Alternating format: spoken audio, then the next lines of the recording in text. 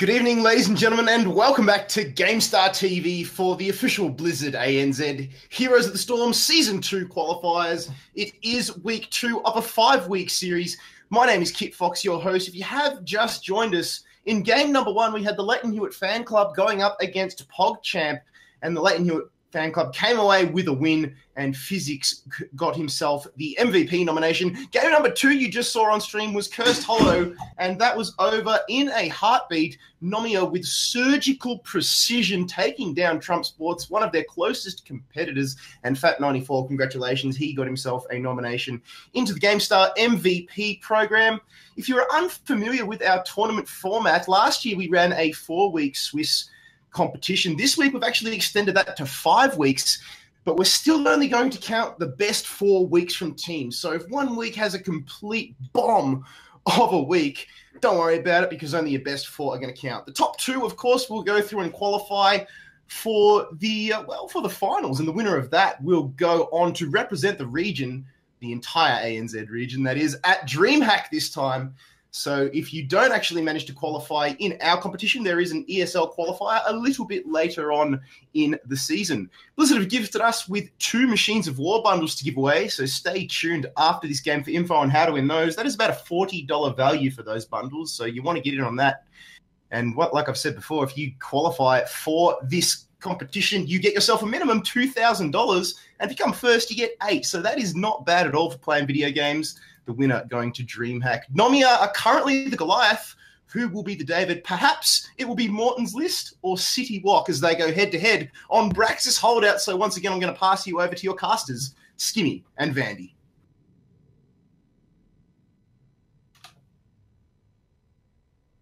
Oh, thanks, Kit Fox. All right, Skimmy, so we've got Brax's Holdout coming up next.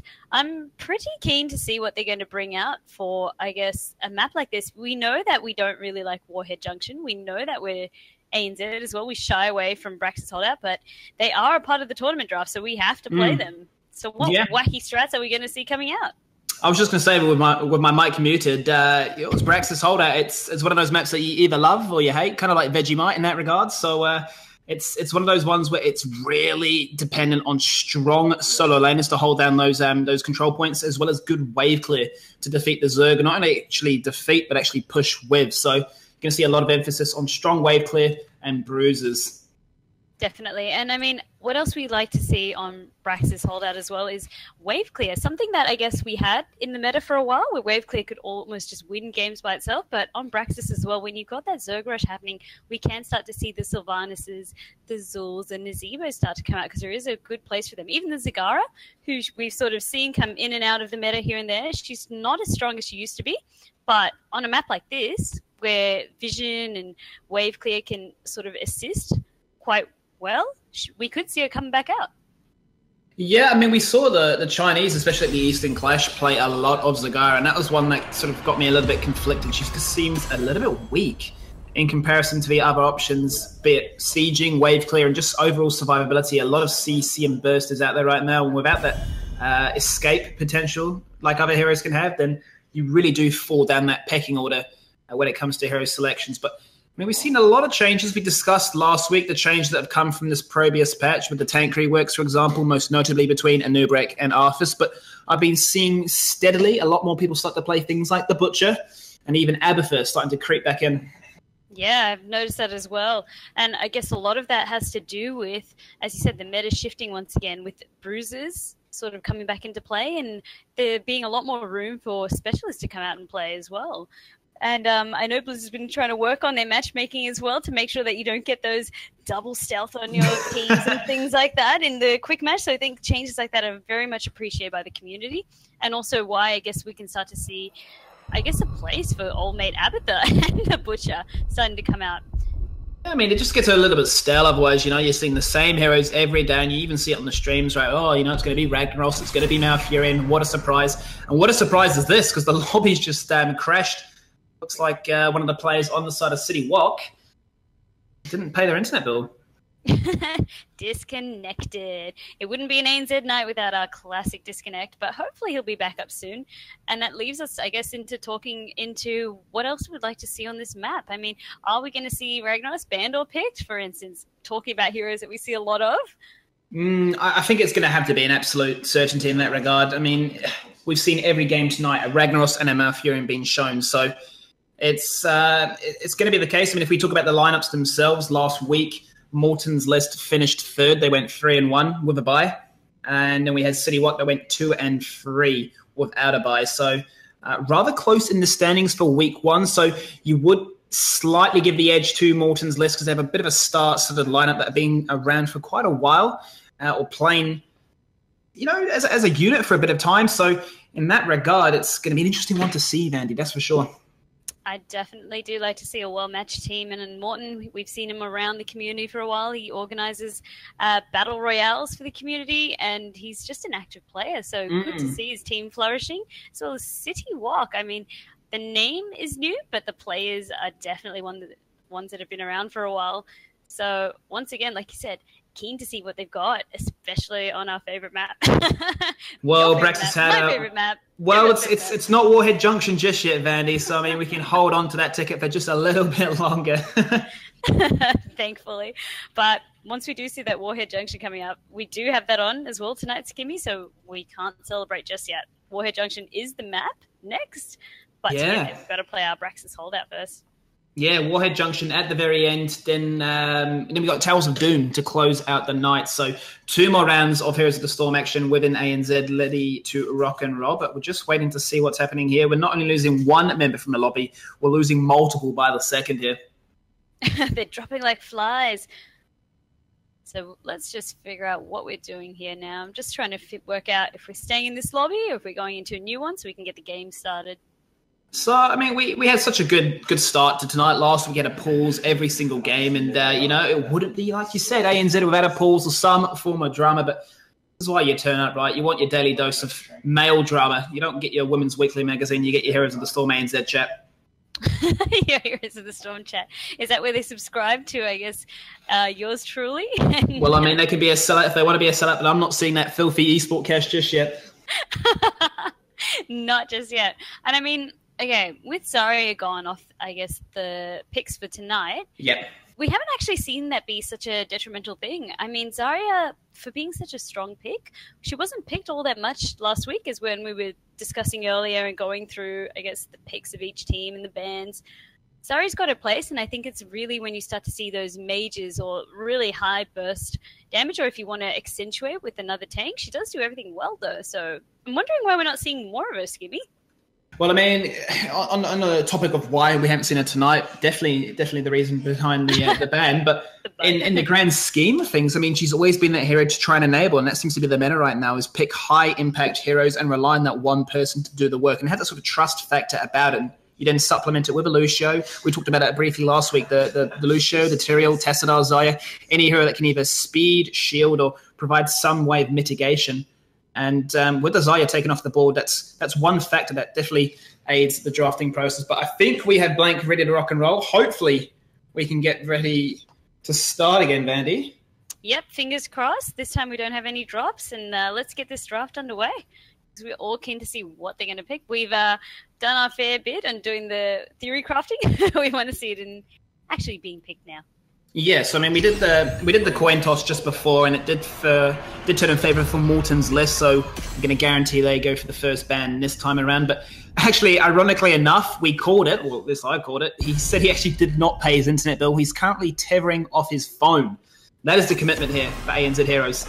I'm genuinely surprised you called that out because normally we have Caster's Curse, so it's gone the opposite way now. Well, I've got that Wi-Fi camera enabled, and I'm stalking on him. I was going to call it intuition, but you just had to go right on. I opened that can of worms. Let's just jump it in there. That's what Twitch chat are going to be thinking about, so let's just clear up any confusion before it starts. Talking of stalkers, though, Dahaka is the first ban on this map right now. No surprise to us. Like a mega powerhouse, as you were touching on before, with the likes of Zarya, Ragnaros, Malfurion, quite a staple now with a lot of his reworks really bringing him up to scratch with the rest of the heroes roster. Yeah, absolutely. And we've seen a lot of priorities, not only on the Ragnaros, but another big mage would definitely be the Gul'dan. Now, Gul'dan having the most wave clear, really to boot. And we'll have to see if that's going to be a priority coming out here from the side of Morton's list. We've seen him take it in the past, but a big hero, which falls in the support category, would be Lieutenant Morales. And for the sole reason, generally speaking, combined with the Zarya, you put a tank on that beacon, and you just have the Lieutenant Morales standing behind the pillar, completely safe, and you just cannot lose. It's, I mean, a one heal train. You've got the shields. There's just so much survivability. Arthas has been let through now. He was banned in the previous 2 matches we were streaming tonight. We're finally going to see him snapped up. So I guess a lot of the region now, they've had some time to play with the reworked Arthas, and they're liking what they see, that slow move speed, that slow attack speed. Just giving him, I guess, showing Arthas, I guess, where he fits in the roster of Warriors. Going to try and deter the side now of City Wok from picking a bruiser-heavy composition and really trying to engage. And if these fights do lock out and sustain themselves over those beacon points, then Arthas' team is definitely going to take the edge in that regard. But they will need some other CC to guarantee that their Howling Blasters can connect. The Frozen Waste is definitely the biggest annoyance of that kit to date. But right now, it's up to City Wok to decide how they want to transition with this. My best bet, if they don't go for the Lieutenant Morales, would be to pick up the Lucio. Otherwise, they're going to have a great time stuck in a blizzard, essentially. Yep, they're going to need that speed to get out. Instead, they want to also secure ETC, who's still on the board. They don't want to give too much, I guess, power in terms of the warriors available over to Morton's list. So City Wok picking up that ETC. The Lucio, exactly like you called it, there's walls, he can ride for days, he is a top-tier support, and they need that speed, more importantly, to get themselves away from Arthas. They need to make sure that they can have safe distance if Arthas decides to drop the Syndra, so go for the engage. Now, I know Session loves to play Artanis, and I'm wondering if we are going to see Artanis tonight. No priorities on the Lieutenant Morales, which is an interesting point. We have gone for the Malfurion. So diverse across so many different maps that it just seems to be a case, if you don't pick it, well, why would you not? And that's really how the meta evolves. But Gul'dan, like we touched on briefly before, the best wave clear, especially for this map when it comes to an assassin position. So a sound draft to open things out here for Morton's list. Yep, you took the words right out of my mouth. As we sort of discussed, when you've got these maps, there are some staples that we like to see. Gul'dan is definitely one that works so well on Braxis, because whether you're getting the Zerg Rush or having the Zerg Rush against you, that wave clear that he can provide is so, so good. And that poke as well. Horrify, he's just got a lot of tools at his disposal to just wreak havoc.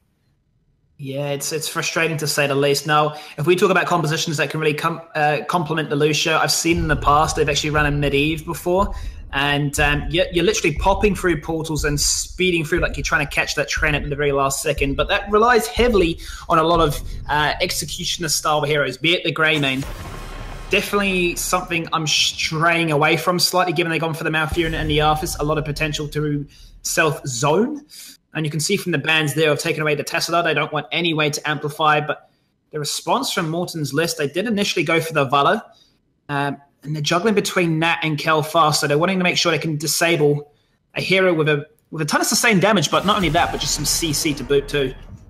Yeah, I'm surprised this time that they went for Valor instead of banning out the fire, because I guess KT is someone that could, in a way, counter Arthas. He doesn't need to be too close to you to be able to dish the damage. He's a mage, so he's not going to be negated by what Arthas brings to the table. So interesting ban, but in saying that as well, they're thinking of the Gul'dan, thinking of the Malfurion. Wow. So they say, well, you know, it had to be between these two heroes. The Valor would make sense to a degree. You get the amplified attack speed through ETC. You get an easy Rain of Vengeance pick from the Pale Slide and the Mosh Pit. But then you got Lucio to speed you up, and that's essentially what Valor wants to do. Keep being nimble, keep being mobile. You'd be going for a multi-shot build for the wave clear, but for the ability to negate what Arthas brings to the table. But then they decide, well, we'll get Kelfast with no mobility, but plenty of damage to boot.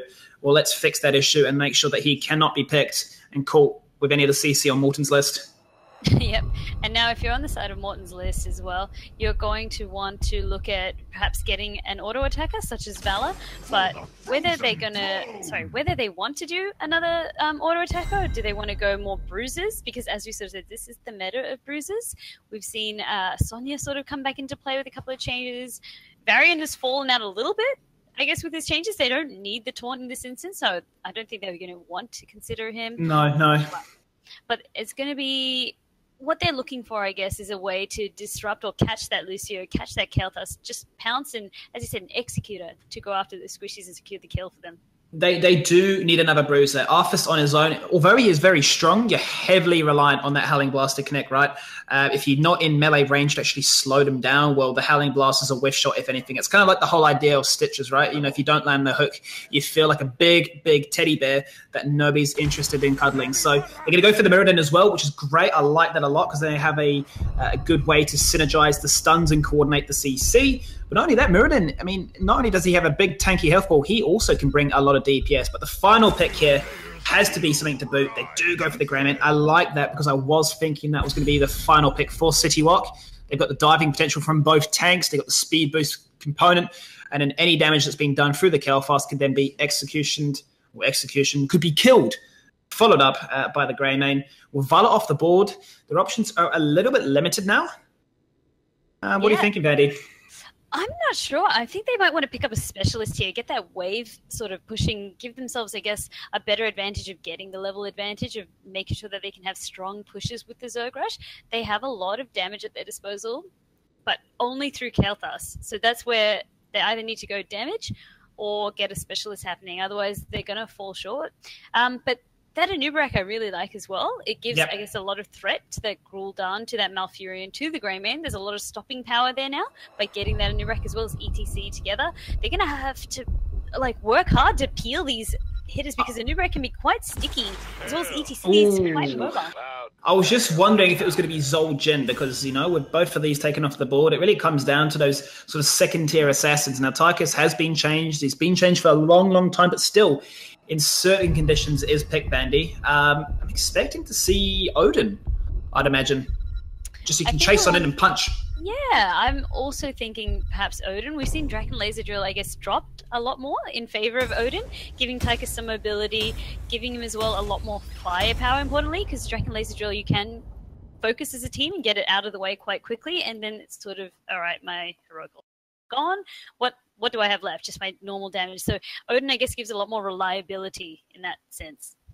I think really what's going to come down to on the side of City Wok is how these beacon control skirmishes come down, right? You know, if they're having a bit of a difficulty actually controlling and holding the points, Draken Laser would seem like a fair way of overcoming that hurdle. But from a standpoint, if you've got tons of mobility, you've got all this attack speed, amplification, and diving potential, when people are locked up, and those Odin auto attacks do hurt, it definitely will matter. But let's get ready, Bandit. Game number 3, round number 3 of the games for Season 2 qualifiers for Heroes of the Storm. On the left-hand side is Morton's list. Session playing Greyman. It's a Nagon tanking on a Mirrodin, Haki on Gul'dan. 8 Eternal Nyx is on Arthas. And Morton, good old Morton, is the support on Malf. And red team tonight, we've got City Wok, Arrow playing Tychus, Tall Dude on ETC, MKL on Anub'arak, Malo on Lucio, and Blank playing Kael'thas. 5, 4. Well, there we go. It's going to be Anub'arak as the solo, and the response from the side of Morton's list, well, if I was a betting man, I would be saying that would be Arthas, but anything is possible. Anything is possible. Anything's possible. I'm liking this talent choice picked up right off the bat by Anub'arak, getting that Nerubian armor, making sure he can get as much spell armor as possible. And that's going to be, I guess, in preparation for when he's diving in for that Gul'dan or even the Malfurion, just making sure he can just get in there. Gul'dan's going to be his #1 priority, though. Absolutely. They're going to definitely want to take it out because obviously with the sustained damage, not to mention the Horrify, giving you peel to potentially save your life. Well, you can see what they're doing there. There's a 5-man roaming squad. They need to make this camp because otherwise they're going to lose stuff in the top lane. They're going to go straight in with a 2-man collapse. They take out Kael'thas. And that is what happens when you have no mobility, my friend. You are a sitting duck. The Howling Blast, when it does connect Skimmy, hallelujah, it lands the resolves. That's exactly what you were touching base on. And, I mean, we're actually seeing Arthas take up Frost Presence as well. He wants to get as much value out of that Howling Blast as possible. So he's going to want to stack that up as quickly as possible.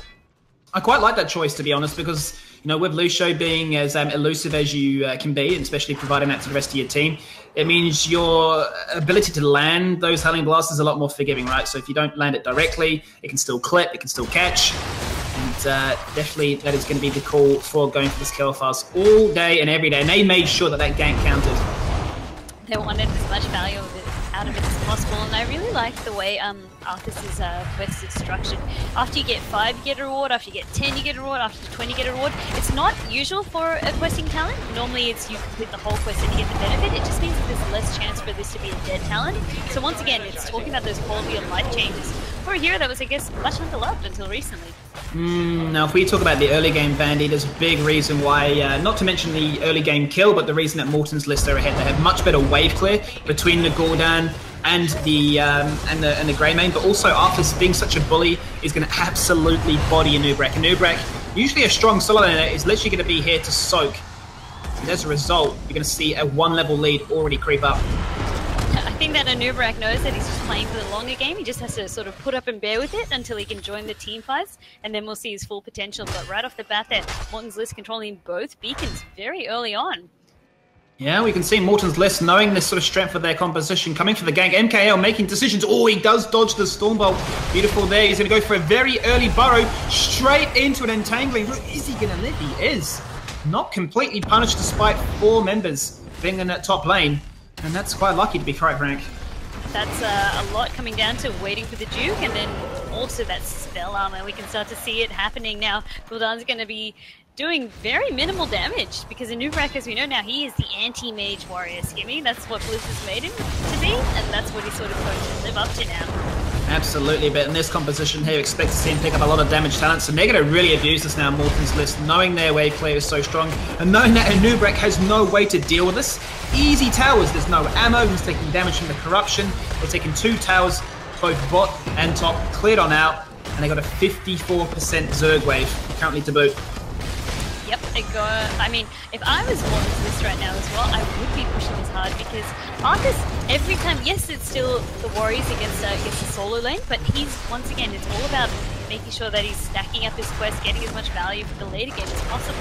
So there's more work for Arthas to be on his own. Well, this is it, and you can see they're going to take full advantage of the situation and go for the aggressive invade of the jungle as well by taking away that Merc camp. You can see the response from the side of City Wok was to try and even out the deficit for free and safely by taking out bot lane. Arthas has now transitioned down there, allowing the rest of the team to do that. Obviously, that big push in the top-hand side, but it's going to be a case now of swapping things back around, getting those beacons up and active once again. You can see a double cap has gone through, and Nubrek getting a bit of saving grace, trying to prevent it for just a fraction longer now, Vandy. But if you're on the side of City Wok, you're really wanting to hit level 10. City Wok, they've been definitely put at a disadvantage by not managing to take out the fort in the bottom tier. They were in the bottom lane, because they were wasting a lot of their time. Well, they're going to go for a catch on towards Morton. The Gravitas just does not connect, not enough range at this stage. He has not gone for that level 4 option. And, well, that's it. The Zerg wave has been completed, 42k to 4k. Huge amplification of that Zerg wave so early on into this game, 5 minutes to be precise. They're already in the bot lane, the Zerg wave's there to meet, and this is going straight for that fort. And while all this is happening as well, please make sure that you're noticing that Arthas is soaking up the top lane too, getting them even more experience on top of this. Now we're going to see the level difference start to really creep up, and Kel'Thuz's getting into a lot of trouble here. Blank wants to run away now. Yeah, Tordo going in for the power slide for the pilling potential. He's going to look for it. Oh, look at that MKL jumping on in. He's got no mana, but so aggressive with the burrow charge. And like you mentioned, Arthas is pushing top for free the entire team in the bot lane. This is disastrous for City Wok right now. They've still got half their Zerg wave left as well, and there's a camp on top that they need to deal with. So look at the levels that we just saw. It was even, and now it's a 3-level disadvantage. Sorry, it's going to be 2. As long as they can catch up and get level 7 happening. They need to clear that Zerg wave out as soon as possible, Skinny. Disgusting right now. If they can pick up a kill as well, that just even cements the lead they've required so far. Grey Mane nearly getting caught there, but does go for the cocktail as the response. They're going to look to try and take this keep, Bandy. Still sub 10k health. Look at that! Session jumps in, does dodge gravity laps. He's going to go for the arrow instead, taking out Tychus. Living Bomb won't be enough. Oh, Kel'Thuz's gone as well. And that is now a definite keep. It was so unfortunate too. I wasn't sure if it was the cocktail or if it was also the bell wave. And oh, huge RFA coming out because they've hit level 10, Skimmy. RFA has been used. Go for the throw. He's going to try and connect on to MKL, who is down to 150. Syndragosa from the back line there as Eternal Rex rocks on up, saying, I've done what I can in the top lane. I am ready to rock with the team. And what we've seen last game, the sort of presence a keep can do Not 3 keeps like last time, but 6 minutes in to lose a keep. And suddenly City Wok really do have to try and reach level 10. Lucky this is a 2-lane map, so it was only 1 keep that they lost. There's huge ground that they need to cover with 2 levels that they need to pick up now. And they're not, it's not going to be any easier for them, Skimmy, because with that difference, they don't have the teamfight potential yet. It's just going to get worse from here, if anything. They need to just make sure that they can secure their camps to get the laning happening. But I don't know if they can do picks, not with their teeth comp. I mean, pick-wise... Yeah, I mean, I'm looking at the talents across the build. The crucial hero is really to try and solidify. This would be the Kel'Thas. Kel'Thas going for a bit of an interesting build, to be quite honest. Trying to supplement it all through the Living Bomb as opposed to the conventional Flame Strike build. And you got a Nubrak going into the Beetle build, which has never really been too strong, to be quite honest. So having to see how that plays. It makes him even squishier than he was before, and you can see he's taking a fair beating. So they need level 10. They've got all these lanes pushed in. Bots pushed in with Mercs. They got cannons there. They got a huge Merc camp to defeat in a top lane. It just does not look good. It's quite dire. It is dire. Morton's list is painting the map blue. They're capturing every Merc camp they can. And now they want to capture some lives here with the huge initiate. There goes the Horrify to start things off as Kel'Thas does go down in the grave. Twilight Dream secured his death, and the rest of them do get escorted up there through the speed boost of Lucio. Still not 10 Bandy. We can't stress this enough. Syndragosa comes on through that keep, can't do nothing. They are looking to try and take out another kill. They can't connect it, but they'll be quite happy to push on in with these Mercs. These Mercs alone will take the keep. That'll be double keeps done, sub 10 minutes, and a core exposed and naked. This is Vandy, a disgusting performance right now. This is getting very dangerous now for City Wok. They need to pull a miracle out. They need to get it together, but I don't know if they can. That level 10 is just punishing them so much, Skibby. Oh, ATC, God, Entangling Roots are so OP. Taken out for free with the Lucio, joining him in the Nexus. They are looking for more Vandy. Ruthless, relentless, stuns, damage, kills, and Nubrak gone as well. Onto the core. Forget the beacons. We got double keeps down. We still got Mercants. How about we get back-to-back sub 10-minute games? That's how we like to do it in ANZ. Yep, short and sweet is how we like to keep him, Skimmy. And another GG coming out right there. Well played by Morton's list. Wow. I know. I'm also back-to-back 10-minute or less games now. That's what we can start advertising in ANZ. It's going to be a great night full of those short and sweet games. We're going to join the memes that definitely circulate on the internet where you have a 10-minute draft, a 10-minute discussion, and a 10-minute game. And, you know, what's the point? But on a serious note, let's talk about the MVP. For me, it had to be between 2 heroes in particular. I loved what Arthas did. He realized the aspect of how strong he is, and he bullied it, and he asserted it, and stayed in the top lane and made sure they hit those level 10 power spikes early. But we talked about the Gul'dan. We know how strong it is. The Horrifiers were there to set things up, and the rest of the team, like a pack of hungry hyenas, swarmed in and made it all happen. I loved it too, Skimmy, but my eyes were just for Arthas. Eternix, just the way he played it was so well. Like you said, the bullying of a Nubrak, knowing when to rotate. The fact that he managed to defend, I guess, against 4 team members while completing his quest, that was all just so well played in my eyes. So I'm going to have to give it to Eternix this time around. That's the way. Well, there you go. Hey, Eternal Next, you get yourself the nomination for round number 3 with the MVP from Vandy and myself. And that carries us on through. Round number 4 won't be too far away. We'll wait for the rest of the results to come on in. But for the meantime, you get to listen to the grace of your God himself. It's Kid Fox. Oh, Skimmy, stop it. You're treading on my toes here with the fancy intros, my man. Congratulations to Morton's list for taking down City Wok on Brax's holdout. And, of course, Eternal Nix for getting the nomination in the GameStar MVP program. As Skimmy aforementioned, we're just waiting on a few more results to come in. But if you haven't done so already, we are giving away a Lucio bundle and Ribbit skin thanks to Blizzard ANZ. So get !GS2Q happening in the chat. And we'll be giving that away at the end of Game 4. There are 2 to be given away tonight, so we'll be giving away 1 at the end of Game 5. But don't go anywhere because we've got a lot more Heroes of the Storm action coming your way right after this.